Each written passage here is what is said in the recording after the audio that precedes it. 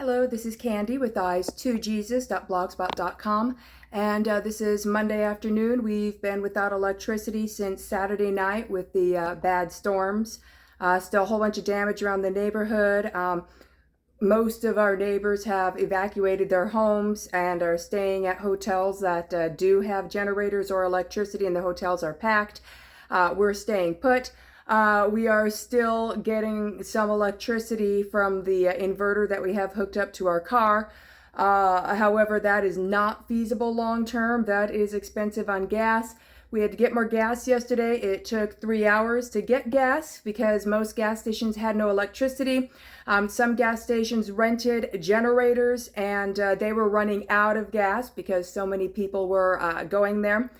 And then the gas stations that had generators and still had gas had lines going out into the street, and they were not orderly. It took us hours to find a gas station where we can actually fit in a line and get to a pump. People were all over the place just sitting there. There was going to be no way they were going to get into a pump. There was no orderly line.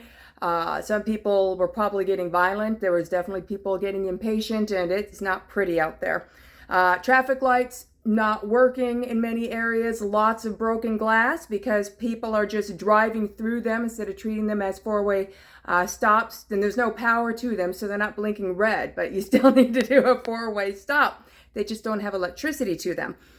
So I tried to do some cleaning today. So I attempted to sweep. I obviously can't vacuum, so I swept the rug. And I'll give you a little tour of what's going on in the house here.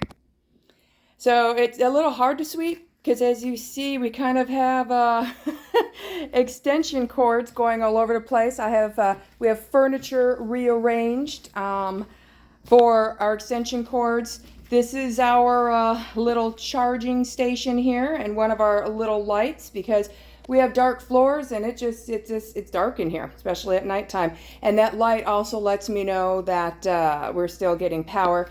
So I got my tablet charging right now. I just charged up this phone, and I just charged up my rechargeable book light, which I've been using to do my planner, Bible study, and reading. So that's what we got going on here.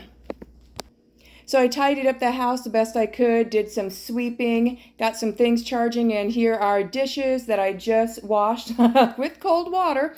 Unfortunately, our hot water heater is electric, so our showers are cold and in the dark. Our inverter is only able to give us 2 small lights, a few charging stations, and both of our refrigerators, the refrigerator we have here in the kitchen, and then the refrigerator that we have in the garage. And then we can sometimes get a laptop going on it, but that's it. So we don't have hot water, we don't have air conditioning. And unfortunately, today we are under high heat advisory. Not only are we having high temperatures, but we are having higher than usual humidity. The house right now, we're staying stable between 79 and 80 degrees after having windows open last night, but we are pretty humid in here. As the heat soaks in through the roof of the house, usually I've noticed the house usually hits its warmest in the evening. So I expect we're going to get up somewhere between 82 and 85 degrees in the evening. And then once the sun sets, we can open up windows and cool back down. So yeah, that's where we're at right now. I can't see that it's feasible to continue running the car and doing the inverter.